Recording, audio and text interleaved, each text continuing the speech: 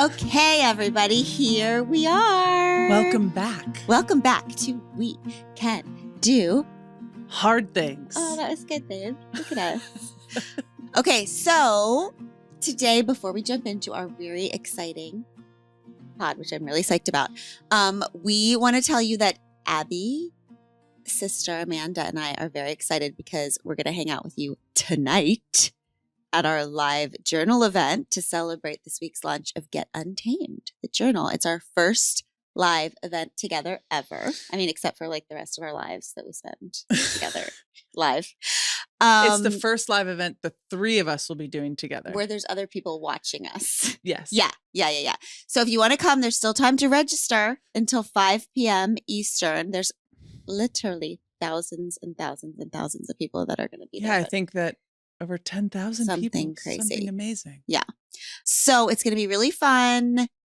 It'll be just like this, except with all of us together. So join us tonight live and in real time at 8 p.m. Eastern, 5 p.m. Pacific. And again, you can still sign up before 5 p.m. Eastern at getuntamedjournal.com/event. So we'll see you tonight. But now, let's start the show. Why don't you I feel nervous. Yeah. So I just wanted to say that. I feel nervous about what we're about to talk about. Okay.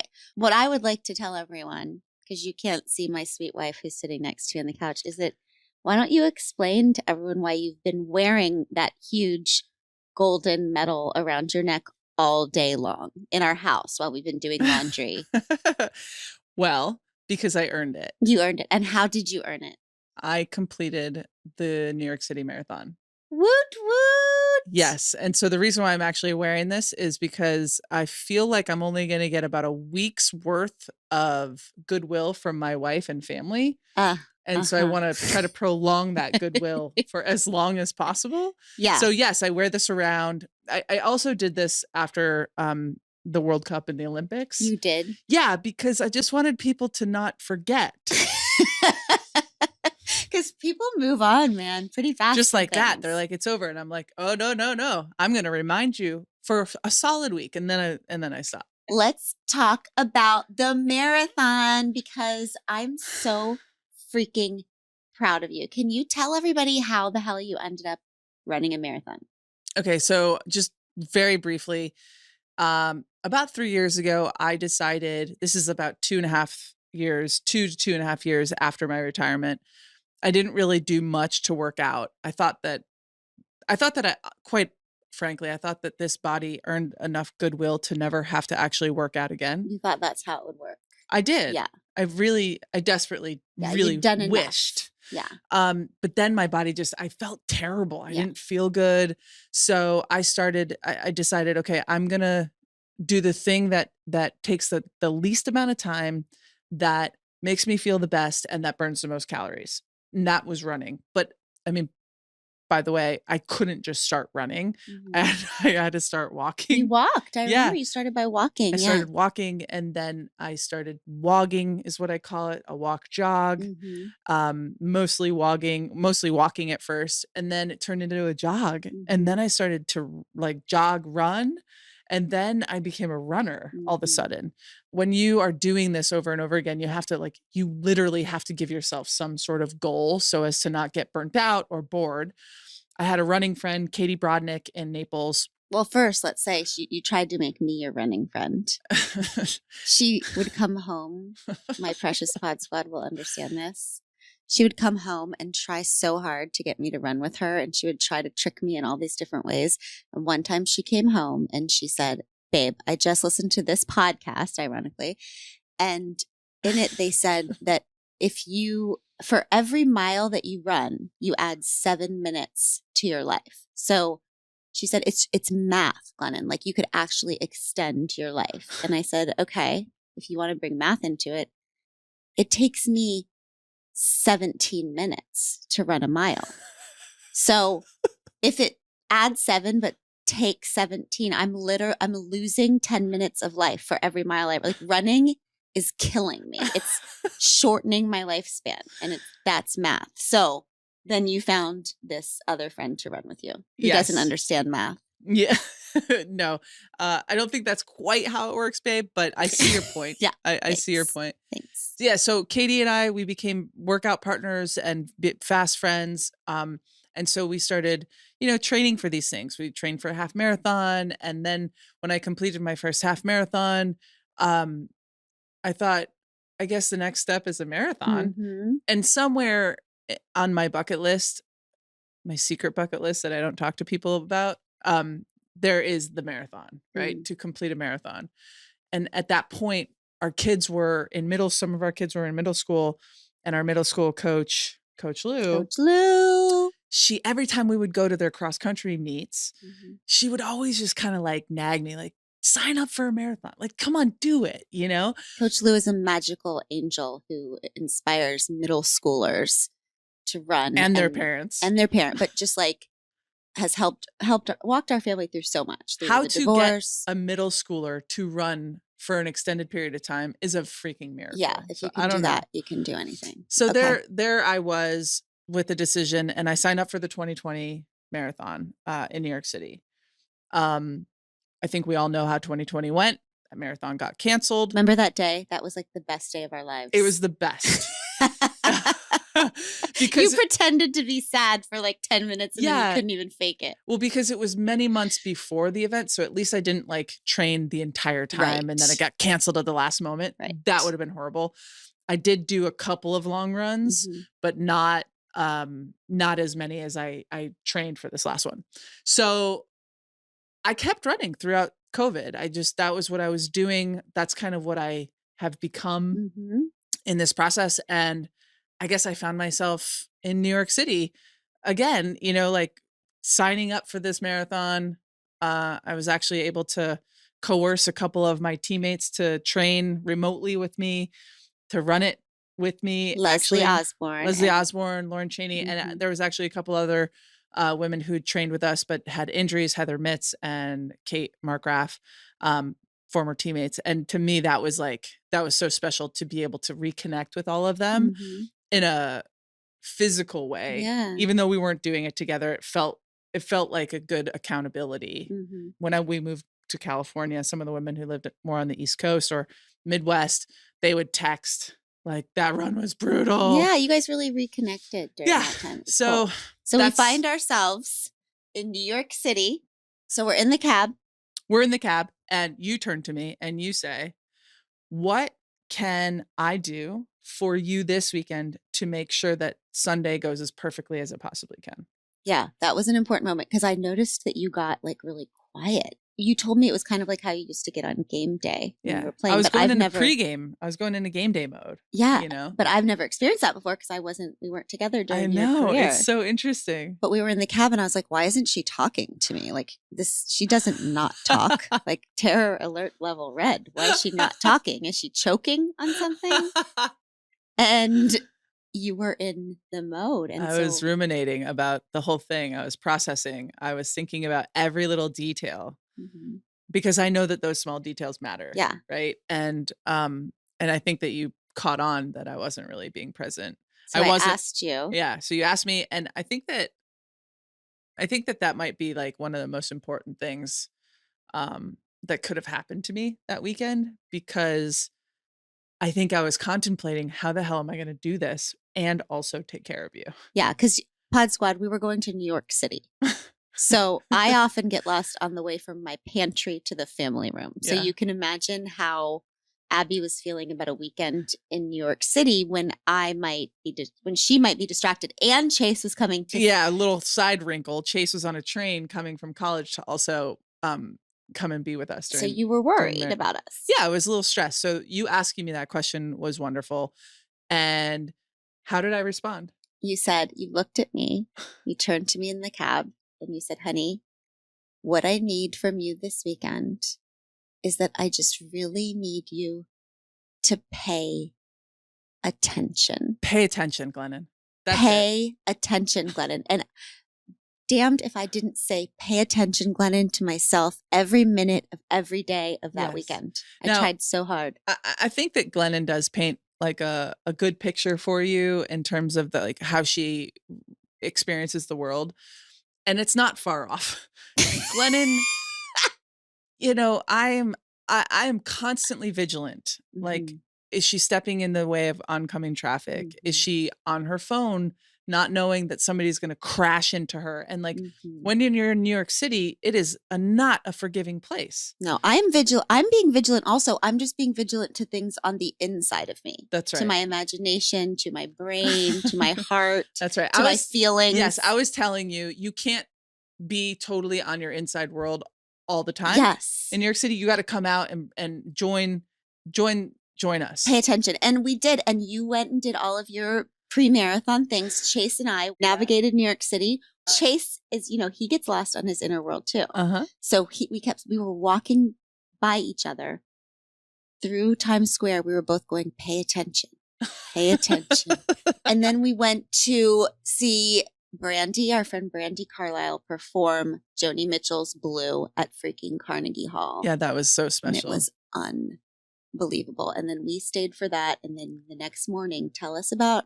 Well, I had to get out of there early because I was stressing about hydrating. They wouldn't let me bring any water bottles inside. It was so beautiful, but I had to go drink water. And I wish you guys could have seen the Brandy Carlisle, Joni Mitchell tribute concert. I told Brandy we should have had a designated survivor for that night because had something happened at Carnegie Hall, we would have had no queer, elder, lesbian people left on the planet. They were all there. We were all there. It was joy. It was just utter joy. I just wanted to close the doors and just everyone live there forever. I don't know if anybody just picked it up, but Glennon just called herself a queer elder. Did you hear it? She said we. I'm going to get it tattooed on my forehead. I want to be like a queer aunt. I want to be a queer godmother, fairy godmother for all of the young. I want to, yes. Okay, go ahead. So now it's game day. Now it's marathon morning. Yeah. Well, I had to get back to the hotel that night and set up my clothes because I knew you would come home and I didn't want to disturb you and Chase. Like Chase was on a cot in our hotel room and I didn't want to disturb you. I had to wake up at 4:30 in the morning. And then I was just like, I've never run a marathon before. And so I was like, I guess I'll just do it like I would do a national team game. Right. So I woke up and I took a shower and I did all of the little, literally every little ritual that I did with the national team. I was doing it by myself in the little bathroom, and when you take a shower in the winter, it just gets steamy. Yeah. So I was trying to put my clothes on and it was all sticking to my body. It was not ideal. But I did it. I got on the bus with Lauren and Leslie.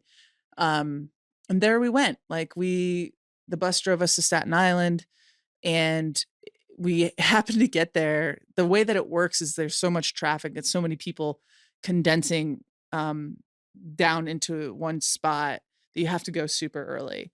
And so you sit there for 3 hours till the start. It's awful. Just worrying. Talk about hyper analyzing hype. You're there for as long as maybe the race will last, right? For some of the runners.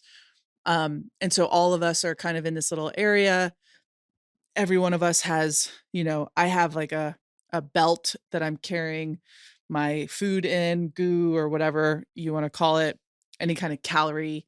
I have my phone. I've got headphones in case I need it. So then you start. So the race starts and it's you're running over this initial bridge, that Staten Island bridge, and it's a 2-mile long situation. Oh, the bridge is 2 miles to start off with. And there's 30,000 people running. Yes. So we happen to be at the front. Okay. And so I realized I turned back and I saw some signs that were 3-hour pace, 3-hour and 15-minute pace, 3-hour 30 pace. And those are not our pace times. So lots of people had to run past us. Right. So I had to tell us, I was like, hey, listen, if a lot of people pass us, don't freak out. Because these are national team. These people do not like to be passed. That's right. Let them pass and we'll find our little niche. So we're running and we get over the bridge and the way that the course is structured is you go over 5 bridges, I think it is. And no fans are allowed on the bridges, but fans are allowed everywhere else. And every other inch of that course there was a human being Mm-hmm. cheering us on. Mm-hmm. It was, I mean, honestly, like, I don't know how else to describe it other than the word magic. Mm-hmm. I mean, those first 5 miles, we were running faster than we planned to. We kept saying, like, slow down, like, we need to slow our pace down because our legs are gonna go. So yeah, the first half of the marathon truly was magic. I feel like it's the hardest physical human experience that I've ever done. And running with my teammates was special, especially because I felt, you know, people who know me, people who've trained with me know that fitness was never something that I loved to do. Mm-hmm. In fact, I hated it, Mm-hmm. right? So doing this thing, doing the New York City Marathon was a huge deal. So you're running the first half. Yep. And the first half of the race you said was awesome, right? Yeah. Okay. Yeah, it was amazing. And then the second half hits. There was this long bridge and my friends were like, start to creep ahead of me. And I'm like, what the hell is going on? Mm-hmm. Sure enough, they're feeling great still. And I am now about to hit the wall. And the wall was brutal and the wall never ended. Like I never got my legs back. I never like felt good again. It was brutal for the rest of the time. Lauren ended up going a little bit ahead of us. Leslie was like, please, I'm running with you. And I literally had to beg her. I was like around mile 22, I think.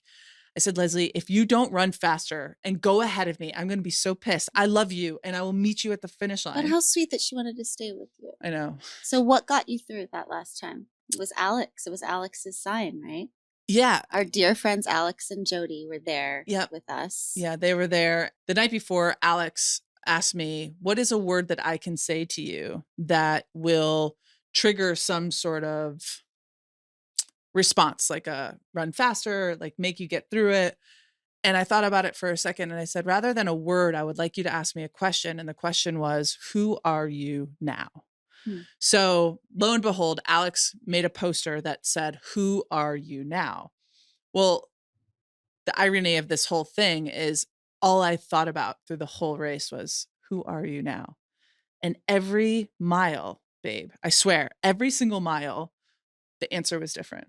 The first mile, it was like, awesome, strong, easy, no problem, right? And then as the miles kind of went on, the words in my answer kind of shifted in different ways. Pain and sadness. There were some miles with grief. But like one of the things that I'm so proud of is that all I had to do to keep moving through those emotions was just keep running, just to keep putting one step in front of the other. And in the end, it was mile 24. I was running alone at that point. And so I turned on my headphones and I played the playlist, the very first playlist I ever sent you.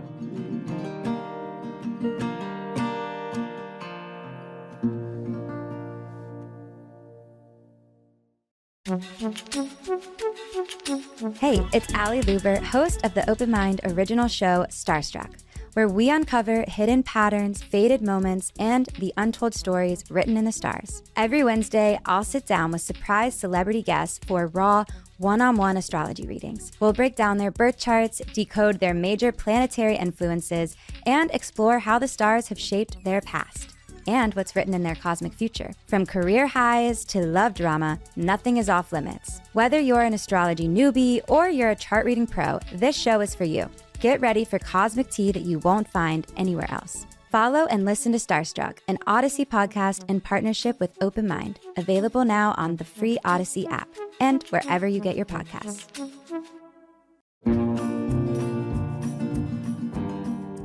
You told me you realized that you were so freaking exhausted and so out of everything that you realized the only thing that was going to get you through the last 2 miles was love. That's right.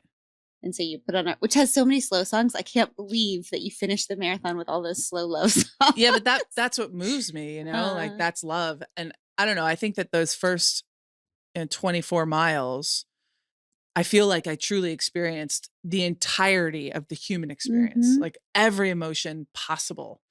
And then I decided, okay, how love is going to be the thing that gets me through this. And then it made me realize in the end, like after thinking about it, I think that actually all of those emotions are love. Like, I think that's what it is. Yeah. It's not like they're not separate.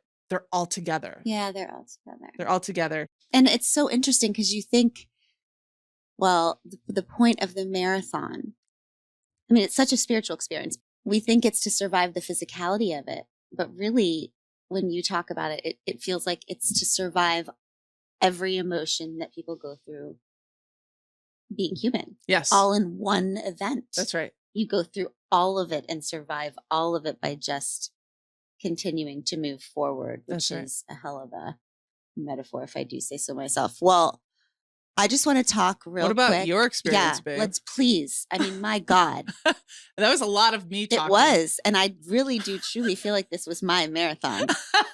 Okay? Because I just want you to know, anyone who's been listening to me speak my words for some time knows that I tried out for cheerleading like 5 times, I think, maybe 6. I don't know. In middle school and high school, I'm horribly uncoordinated. I don't know why I thought that it was ever going to work, but I just so desperately wanted to like belong. I felt like if I had a uniform, that would be proof that I belonged. So that is what I wanted more than anything, but I kept failing at it. To the point where my dad was like, you need to stop embarrassing the family. Like, please, we know we told you could do anything, and we want to amend that to mean you can do anything except become a cheerleader. Bubba's here. Yeah. So the thing is, this weekend at the marathon, I fulfilled my lifelong dream of becoming, I was an unfucking believable cheerleader at this marathon. Okay, I want to explain to you all. You're standing on the streets of New York City, okay? You have your signs. You get there. There's thousands of other people on the streets of New York City, and there are people running by you who have been running in the streets for miles, hours, and they are old, and they are young, and they are medium, and they are in wheelchairs, and they are on feet, and they are, fists in the air, and they are heads down crying, and they are just committed for some God knows reason to continue moving forward. And it is the most inspiring thing I have ever seen in my entire life. I screamed. And then the most amazing thing, you guys, is that a lot of them write their names on their bibs. Okay. So you can scream out their names. Okay. And you see somebody running and they look so tired and they look like they're about to give up. And then you see their name and you scream their name. You say, Helen, looking strong, Helen. Hell yeah.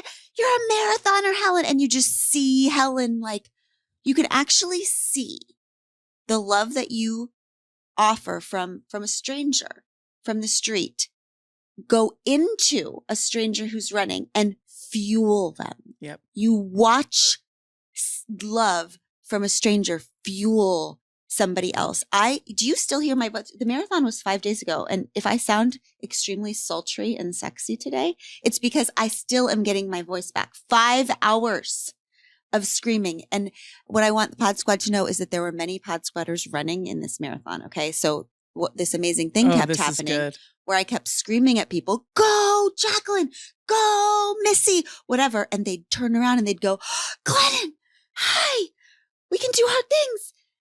Or whatever. And she's also holding a sign that said, Abby can do hard things. Abby can do hard things. Yeah. But they'd turn and say, Glennon. And then they'd keep running. And then I'd scream for someone else. And then they'd say, Glennon.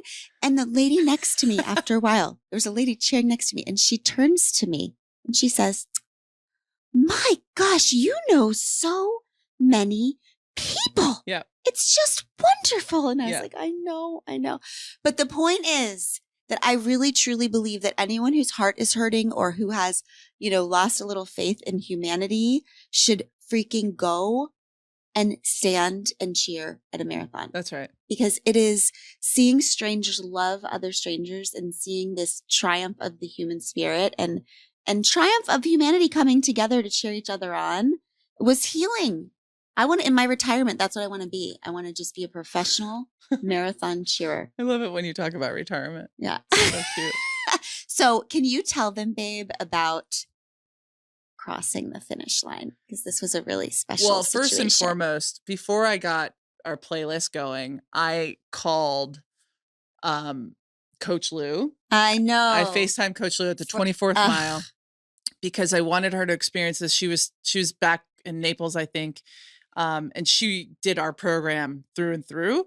So I just was overcome with like gratitude for her. And I wanted her to be included in this moment. So I FaceTime her real quick. And she mentioned to me, "You're ahead of schedule."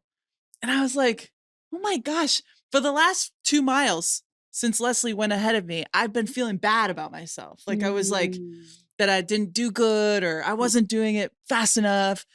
And here she was like, "You're ahead of schedule." And I'm like, holy shit, I'm about to finish this marathon ahead of the schedule that I had planned. This is amazing. Isn't that a beautiful metaphor? Whenever we compare ourselves to other people, we think we're behind. That's right. And we need somebody to remind us, listen, everyone listening, this is Glennon saying to you into your earballs, you are ahead of schedule. Well, when you're running through Central Park, because that's at the end, the last bit, the 25th mile, I got a little emotional and I started to cry inside. I started to like, and people were cheering me on. Some people recognized me, which was so outrageous. And I finally get to the finish line. I finally get to stop running. And so I walked across the finish line. I was so grateful to be there that I really wanted to like take in that moment. And so I slowed myself down enough to literally walk across that finish line. And when I looked up, Shalane Flanagan was in my face and putting the medal around my neck. Tell these people, in case any of them don't know, who Shalane Flanagan is. Well, first of all, she was my running idol. Right. In 2017, she won the New York City Marathon. She's an Olympian. She's a retired professional runner, marathoner. She's an author. She's a mom. She's amazing. And that I will never be an elite runner. Mm-hmm. She has always been an idol of mine. And also, by the way, like an idol of Coach Loux. And she finished and waited an hour and a half. Yeah, sadly, she had to wait an hour and a half. That's how fast she finished the marathon. But what was so special about her is since COVID, the marathons kind of got rescheduled, all grouped together. So she was able to schedule a challenge for herself that she would run 6 marathons in 6 weeks. And this New York City Marathon would be her last. So did you hear that, Sweet Pod Squatters? 6 marathons in 6 weeks. Marathons in 6 weeks. And then she has inspired Abby so much. And she waited so that she could be the one to put the medal over Abby's head. I walked up and saw the end of that and was like, well, now I'm dead. Yeah. I will never see anything more precious than that. She's amazing. So I actually saw her at the start line and I kind of sought her out because we had been DMing on IG and sure enough, she was like, oh my gosh, here you are. And I was like, okay, I'll see you later. I mean, never did I think for 1 second that she, of all people, who had just run, if I had just run 6 marathons in 6 weeks, I would be in the hospital. I know. And there she was still standing by the finish line with her medal on, putting my medal on. And speaking of Shalane Flanagan showing up at the most perfect times ever, dedicated to giving back to the sport she loves, Shalane Flanagan is now an elite coach to the Bowerman Track Club, global spokesperson, and a mom. After retiring as one of America's most decorated distance runners, Flanagan's accolades include 4-time Olympian silver medalist, 2017 TCS New York City Marathon champion, world cross-country bronze medalist, and multiple American record holder. She is the 3rd fastest American marathoner in history. Shalane is the fastest American woman to run the Boston Marathon in 2 hours, 22 minutes, and 2 seconds. Along with her co-author, Elise Kopecki, she is the 3-time New York Times best-selling author of Run Fast, Eat Slow and Run Fast, Cook Fast, Eat Slow, and Rise and Run, which became an instant bestseller. We have Shalane Flanagan here with us on We Can Do Hard Things. The one who does the hardest things. Pod Squad, just so you know what we have going on right now, we have the two heroes who helped Abby through her That's right. marathon. We have Coach Loux, who trained her and also our entire family physically and emotionally. That's right. Yeah. So and true. we have the Shalane. And Coach Loux, you're a big fan of Shalane. Correct? I am a big fan. And I have to tell you that what you've done for girls in running is incredible. And I want you to know that when we talk about marathon running and my PE classes and coaching and the kids after the 2017 New York City Marathon, they came back to class and like, wow, watching marathons are fun. So it was just like, and also coaching girls and trying to talk about nutrition. When your book came out, it was incredible because that awkwardness of talking about performance and running with girls is so tricky. It's almost, I don't want to say impossible, but I was able to take your book and give it as gifts to my runners and my girls. You have no idea how far reaching just writing that book as a coach of 31 years to be able to say, we can now have this conversation. And you have no idea. And I don't know if Abby told you that there's a little girl on our cross-country club at Gulf Coast Runners. Her name is Shalane, and she was named after you. So she's 5 years old. And so we're like, go Shalane, she's 5. And so it's just, God. I don't know if you realize the impact on running and just your professionalism and what you do for women in sports. And I'm just a huge fan. I need a pep talk from you every day. That's right.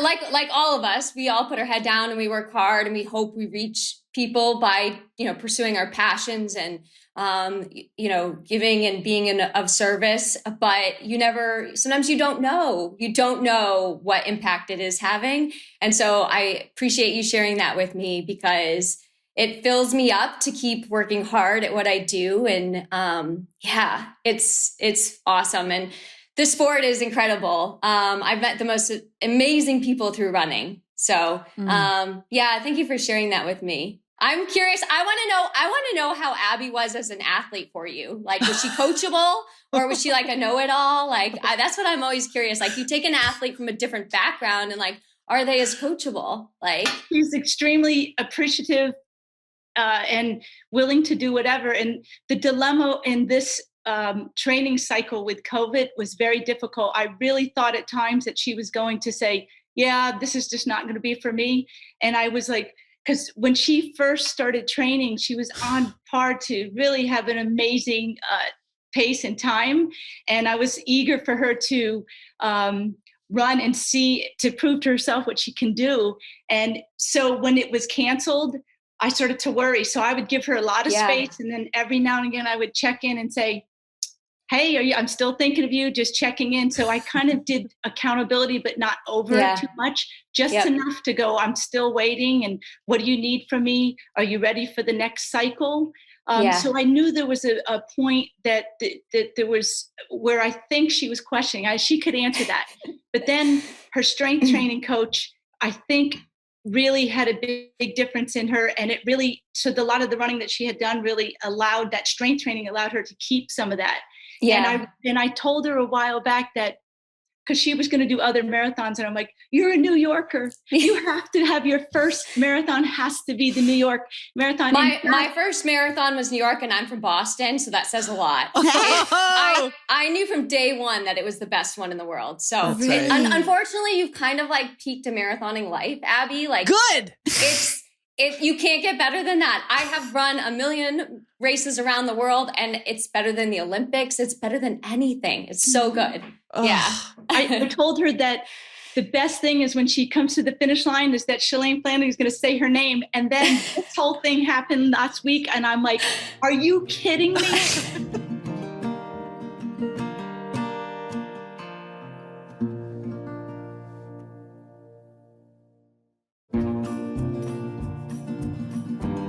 Shalane, how in the Sam hell did you decide to run 6 marathons in 6 weeks? Like, just please explain to us how this happened.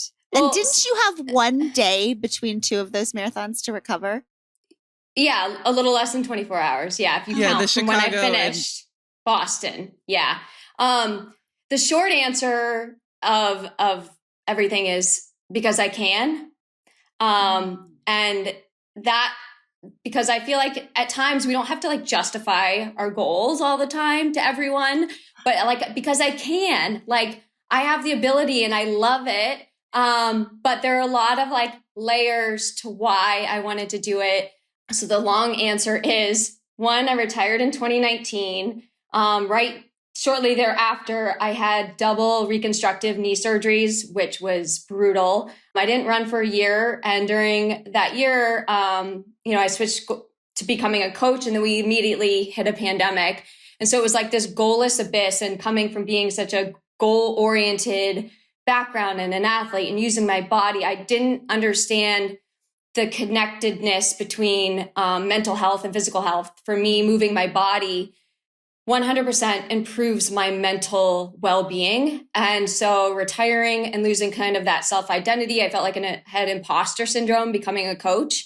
And I just was struggling really hard, like everyone. I had this one really shining light of adopting my son, Jack. So that was wonderful. But I felt this need to like reclaim my body and my mind again. And I needed a hard goal. I needed something that was going to take me out of my comfort zone, give me something to train for. I'm a driven person, but I need goals. I need something to hold me accountable and to get excited about. And when I saw this schedule release with the Abbott World Majors, running all 6 of them because of the pandemic, I thought, wow, it's like a once in a lifetime opportunity to run all 6 within 42 days. And I thought, someone should do that. And then I'm like, but then I was like, why not me? I could be capable of that. And as long as my knees, were capable of it, I certainly in my head was capable of it. And I thought, what better way to celebrate running and the running community reuniting? And I just felt like I wanted to bring my girlfriends along with me and go on a running adventure around the world. And we did it. And I had the most fun I've ever had running in my entire life. Really? And it was like reuniting with my best friend. I didn't realize how important running was to me until it was taken away. It was like just a lot lighter. I like to describe it as like a different texture of a relationship for me with running. It was so serious when I was a professional athlete, and it was about winning, and it was about setting records, and it was harsher. It was a lot of like weight I was carrying. And now running for me, I call it like I play running. Other sports like soccer, you get to play soccer. It's awkward to say play running, but I feel like that's important to feel joyful and playful with what you do. And I just felt the need to get back out there and my own kind of context of what running was for me. Do you know what? Hold on a second. I'm sorry. We just have to go back to the thing that she started with. You don't have to explain your goals to anybody. Yeah, because I can. Oh, shit. Damn. I also would like to say, because I can't, is an excellent answer. Because how many people have asked me, Glennon, are you going to run? Why? Why not? Because I can't. That's right. And I don't have to explain that, right? If That's Shalane right. doesn't have to explain, I can. Then you don't have to explain why you can't. That's right. Oh my I love the gosh. play running, Shalane. That I noticed a difference in myself when I used to say I have to work on my book, or I have to work on this podcast, or I have to work on whatever. And when I say I get to play with this story, or when I say it differently, it feels different when I do it. Absolutely. That's Yeah. I get that. What are you into? I get to run, or I get to do this instead of like I have to. It's a huge mental shift. So yes. And just so you know, like we're not going to sit here and talk all the ways through the marathon or your running career. Like I actually just want to get to know you as a human being, especially now that you are no longer competing professionally, though what you just did for those 6 weeks is like outrageous and it feels like a professional thing that you just did. Like, what are you into? Like, what are the things that you like? What does a day in the life of Shalane look like?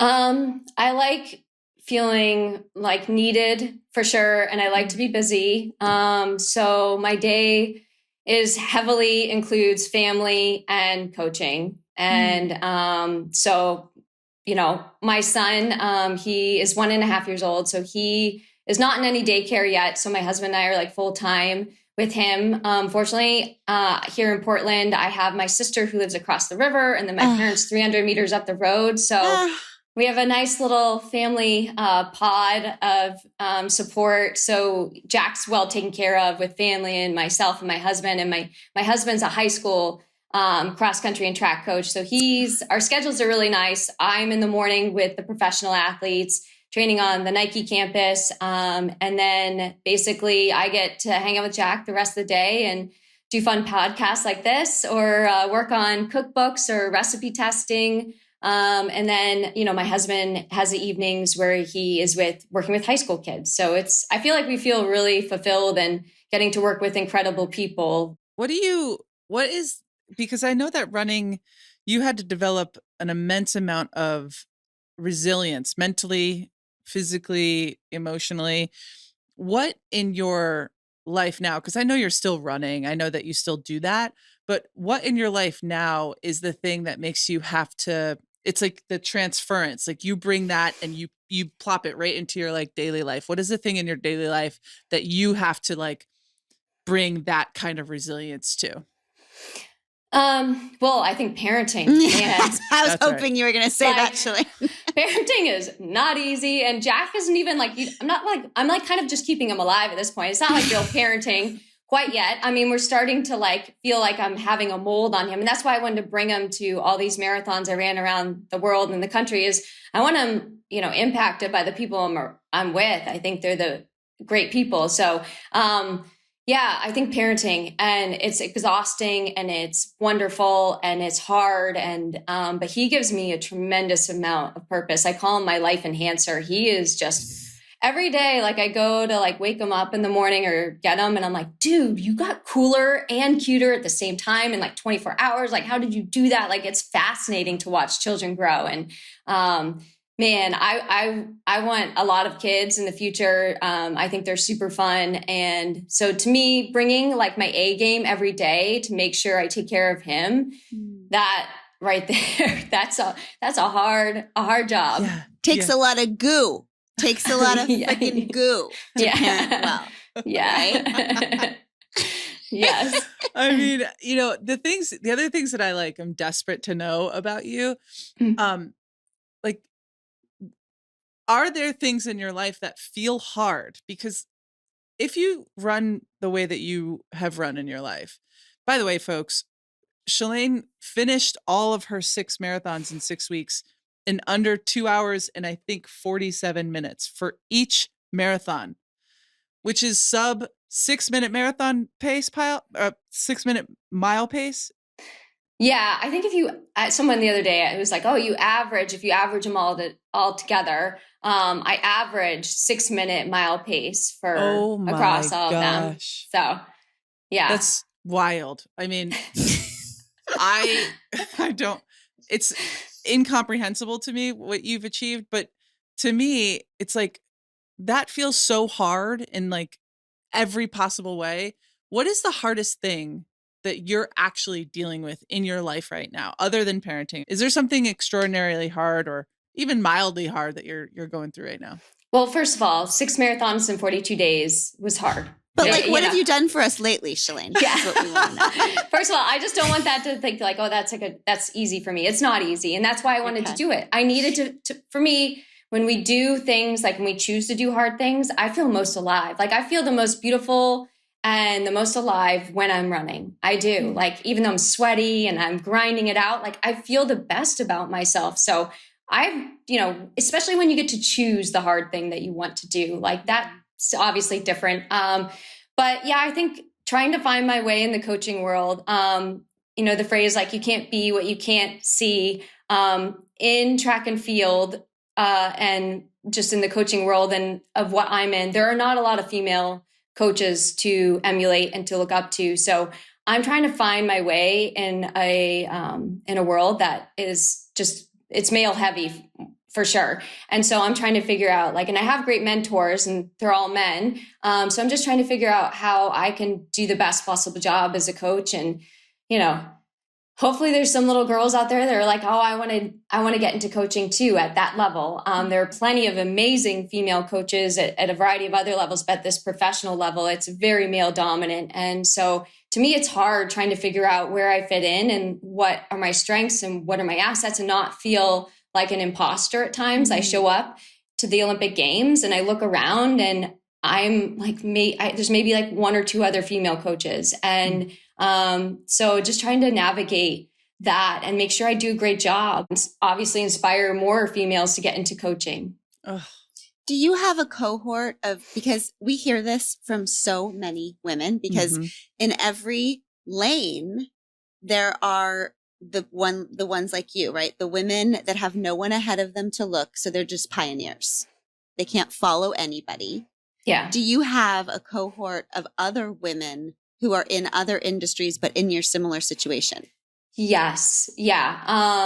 Someone that used to run the New York Roadrunners and the TCS New York City Marathon, Mary Wittenberg, she has been someone who I've looked up to for a long time. And she used to be there. And now she's dabbled in cycling and other sports and run some major companies. And I met with her for coffee the day after in New York and just picked her brain on, how can I learn from you? How can I, what am I doing wrong? Just assessing everything and having someone like Mary, and there's a variety of other women, but for sure she's been someone I've looked up to. I mean, reading incredible books. I'm constantly trying to read for inspiration and learn from the best. You have written a book, you and your friend Elise Kopecky, do you say? Kopecky, yes. She was there at the finish. Yep. Yes, I remember Elise. Rise and Run.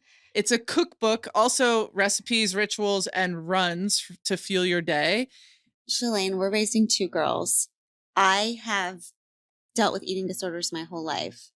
And so I am scared shitless constantly to talk to my girls about food because I'm so scared of saying the wrong thing. And so I love what Coach Loux said about your book being a way to talk about food as something that we do so that we can fuel, so that we can perform, so that we can, instead of about how we look. That's right. Right. So it's not about how we appear. It's about how we feel and about how we can move. And it just feels like hopeful. How is it writing a cookbook? Because I love cooking. Yeah. So this is our third book. And I'll be honest, at the beginning, Elise and I came up with this idea over just a home cooked meal. And I was expressing to her how I wanted to extend my career a few more years to make another Olympic team. But I just felt underfueled and undernourished. And I didn't feel like I knew how to fuel myself for these long races like the marathon. And that I was just feeling kind of just blah, like I didn't have enough energy. And she had just come back from culinary school. And granted, Elise had been working at Nike and sports marketing and a full successful job. And she pivoted hard to go to culinary school because she just felt this pull and draw that Americans were under fueling and not eating the right food. And there was a lot of diet trends and misinformation. She and I grew up in the era of like low fat and no fat diet. And so we came up with this idea to start using me as kind of a guinea pig from what she learned in culinary school, which was to incorporate the healthy fats, the avocado, the olive oil, to indulge in delicious food. And it should be nourishing and indulgent and satiating. And as soon as I started to eat the way she was recommending, there's no calorie counts, no grams of this, no grams of that, like, cause that makes you crazy. Like in my mind makes me crazy. Yes. And she's like, we don't only need you to be worrying about like the splits on your watch and how many miles you're running each week. Like you shouldn't be worrying about all that. So in all of our books, there's no, and it drives some people crazy because they're not used to it, but we don't have calorie counts. Yay. We don't do that. And I felt energized as soon as I started to change my diet the way Elise had recommended. So I was like, we have to share this information. Like maybe someone will publish us, maybe they won't. So we called it like Shalane and Elise's like cooking project.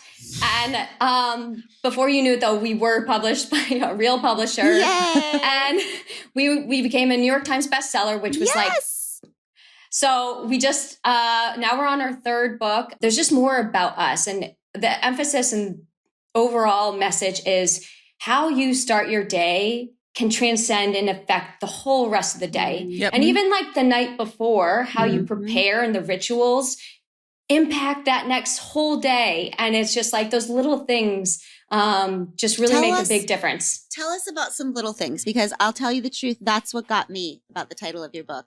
It wasn't, it wasn't the rise and run part. Okay.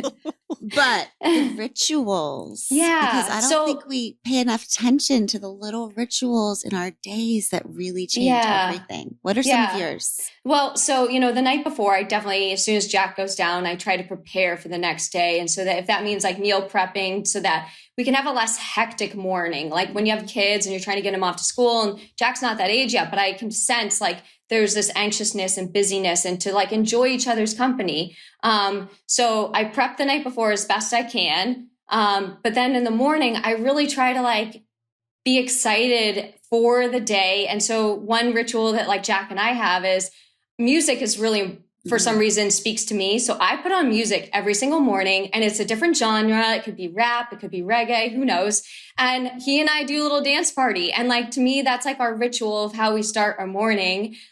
Just dancing and some good music, good vibes. Sometimes just simple as like lighting a candle. So for me, lighting a candle, like that nice glow, and then just like some good music. And then, to me, coffee is very ritualistic. And then just having good food that you feel like is going to give you energy for the rest of the day is essential. I agree with you. When I had little ones, it was so important to me because I could be in a crappy mood and not feel like being like an energetic, awesome mom.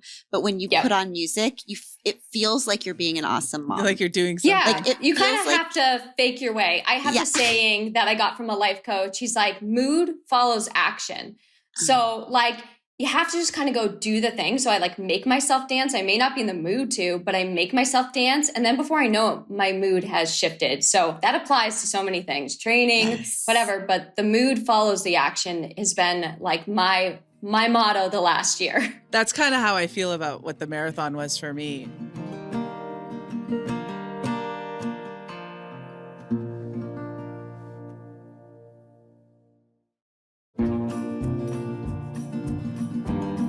I wish I could turn around and just like interview Abby and the experience that you two had in New York. I just think like the marathon for me, it was an experience of like learning what it was to become human, and then realizing like maybe it was like an experience to every step was like to realize like I am not specifically those emotions. Like that you can get through them. You are not them. They pass through you, but exactly you kept going. Like that's what I kept thinking when you were saying that. Like you were the one, you weren't the emotion. You were having the emotion. You were the one who continued on despite of the emotion. That's it was like a meditative. That's right. Like when you realize you are the observer, you're not the feeling. That's right. Because if you indulge in all of those feelings, you wouldn't get to the finish line. It has to be very, you have to push through them. I wish there was like these bubbles that would pop up over the top of runners' heads, because it would be amazing to see what people think about, because you go through such a transformative journey in those 26 miles. Like you go from elated thinking like, I've got this, I'm going to crush this, to then the next mile, you're like, uh-oh, I definitely don't have this. This is bad. You start to get really negative, and then working through that negative talk. And it's like the roller coaster is insane what can happen in 26 miles. So that's why people are so emotional, I feel like, when they finish, because like I worked through a lot of stuff out there to get to this finish line, not just in the race, but in the training too. Like the training to me is like transformative in itself, but then the actual 26 miles, it asks a lot of you, physically and mentally. And I think more so the mental aspect is big. You can completely talk yourself out of getting to that finish line very easily. Yes, because there's so many seconds that you can actually stop running. Well, sweetheart, you said to me when she finished, she got past you, she got through the emotional coronation.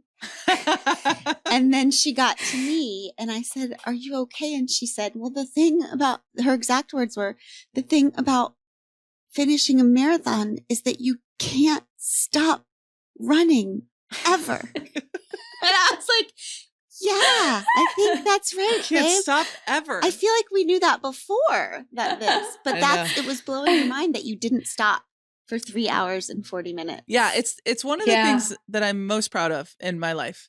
Yeah, because that's why she's still wearing the medal 3 days right. later on our couch. I love it. Shalane, can we talk just before we end? I want to talk about, because like when you say the trauma and like getting through 1 mile feeling like you're on top of the world, I've got this. The next mile you're feeling, I don't got this. I mean, truly, when you're talking, that's how I feel all day. Like, I'm not even being funny. Like, that's how my whole day is. That's right. Like, and that's why I think some people with like anxiety, depression, we don't need to run the marathon. We're like, how you like us now? That's how Tuesday is for us. Okay. That's a Tuesday.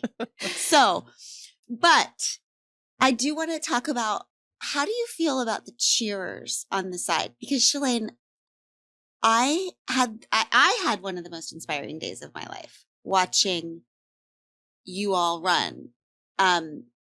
Because I felt like, you know, the world, I really had this feeling of like the world needs runners. They need people that are doing this thing, but the runners need the cheerers. That's right. It's a symbiotic relationship. It is essential. Like, why was New York so special? It's not, yes, the runners were great, but it's the fans. I mean, I have never felt the intensity, and I don't know if it's post, COVID, but I have never felt so much love and intensity being thrown at the runners than I did this last marathon. That's why I said to Abby, I'm like, I think you may have peaked, because this was the best New York I've ever been a part of. It was insane. I mean, I don't know how I had chills, and like my body, like every hair was standing up. Like when I think about it, like I just felt like my sensors were like on fire. It was intense, and that's what like it literally fuels people forward. They know that they're going to get to the finish line because of the love that they're receiving from the sidelines. Yeah. It makes it a whole new experience. Like I don't think people realize like that's what's so special about the marathon, is that relationship that they have with the people who are on the side of the road supporting. Like that is everything. It makes it worthwhile. Well, and you won the 2017 New York City Marathon, and I can imagine everybody knows you as you're running. So you must experience just Shalane every step. I mean, I will say this. A couple of people recognized me along the path, and that was really helpful. Like, I was like, yes, I see somebody knows me. I got to go a little bit faster. Yeah. Everybody must have said, Shalane, like that must be so energetic just to go through. I mean, if we're not on a bridge, we're on a street and there are people there. Mm-hmm. It was just, there's nothing quite like it. And probably coming from COVID, you guys, because it was like we were all so alone, and to be in a space where strangers, we had all been through this thing where we were all locked in our homes, and then to be in this space where strangers were together again and connected and loving each other and cheering for each other without knowing each other was just, it was like the antithesis of everything we'd just been through. That's like right. The healing of the brokenness of before. I just have to say, before we end here, I've met a lot of inspiring people in my life, and for the most part, what they do is like really, really amazing with their sport. But there's something different about the running community that I've never really quite experienced before. And I don't know, when you're out on the course, I just had this feeling like we were all strangers, but we were all the same. Yeah. There's this unification, or like a mold, like a smushing of human beings or something. It's hard to explain. And I feel like you, having been such a leader and still being a leader as a coach, I just think that you are one of, if not the most badass human beings I've ever, athletes especially, but just like, it's so incredible what you have been able to do with your life. And not just because you're a great runner, but because you're such an incredible supporter of other women and of other human beings. That's what makes me feel like you're a magic little running elf, Shalane Flanagan. I'm like speechless right now. Like that really means the world coming from both of you. Like you have no idea. And I think I messaged you, Abby, that morning. I was like, the running community is so excited to have you be a part of this journey, because you know what? Your journey was the same as mine. Like we took those same steps. We covered the same distance, the same road. And that's what I think I love about running is like, Bob, who finishes in 9 hours, goes through the same thing that I went through. We really did. I know my steps were a little bit quicker than Bob's, but at the end of the day, like we went through the same thing. And to share that, there is just a formation and a bond that it's just like, if someone's like, I've run a marathon, they're like, oh, I know you. Like, they get you. So yeah, I hope you're excited to take on more adventures. I don't know if you've set another goal. I don't have a goal yet, beyond just getting back to some other things in my life. But I just let me know the next time you run a marathon. I want to be there. It was so great to be there for you and be with you and meet your family. You have an awesome support team. Clearly, your coach is great. And Coach Loux. Coach Lou's the best. Coach Lou's awesome. When you're in LA, will you come visit us? Bring little Jack and come visit us. Absolutely. Would love that. Yeah. Right. You're always welcome. We love you so much. Let's go to the Pod Squatter of the Week. Hi, Glennon and sister and Abby. My name is Steph, and I am actually calling in not with a question, but to share a very special moment, and in hopes that the person who made this moment happen listens to this podcast and hears my message. A year ago, I could not run more than a quarter mile without stopping or hating every second of it. And last Sunday, I ran my first half marathon. I ran the San Francisco half marathon. A year ago, I decided I was going to do the hard thing and I was going to become a runner, and that's what I did. The race was the hardest thing I've ever done, or one of the hardest. And just as I was thinking I physically and mentally could not do this, also as I was approaching the last of the San Francisco hills in the race, I saw a lady holding a sign that read, "You can do hard things." And the word hard was painted in cheetah print. And I swear I had to hold myself together from crying because it was such a special moment. I felt like that sign and that lady were placed at the bottom of that hill for a reason. And those words and everything I've learned with your book and through this podcast pushed me to finish the race. And I finished, and I felt very proud of myself. And I just wanted to share this with you guys. Thank you for the community you've built. Hopefully to motivate someone to do that hard thing that they think they can't do. You can do it. But also in hopes that that lady who is holding the sign hears this and knows how important it was for me, and just to thank her. Yes. This is the kind of shit that makes me cry. I know. I mean, Rudy. That's awesome. Any kind of sport moment. Oh. And Steph, that is proof that we need cheerers. You do? We need cheerers. We need people doing the hard things and people cheering for the people doing the hard things. I wish everybody had cheerers. I wish teachers had people outside their classrooms with signs and like ER nurses and like, oh my God. Okay. Shalane, is there anything you want to say to that pod squatter? You never realize at times the effect you're going to have on people. So always put your best self out there and just keep doing great things, because you never know. And like hearing stuff like that, just it reinforces what you guys are doing. So all right, beautiful. So that's our next thing we just got from Shalane. Put our best self out there. Yep. Each moment. That's our next right thing. And if we can't run, make a sign. Well, here's the thing. You're runners, or you're either a runner or you're a cheerer. Either way, both are needed. That's right.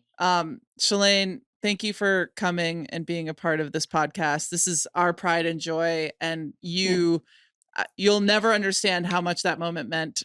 We keep laughing about it because I'm like, how did I looked up and there you were, and then you were putting this medal over and then you know what they tried to do? They tried to give me a different medal, and I was like, she wouldn't let them. No. This is the medal this is my medal. And that's the one I picked out for you. I was Thank like, you. I need a good one for Abby. Yes. That's so, right.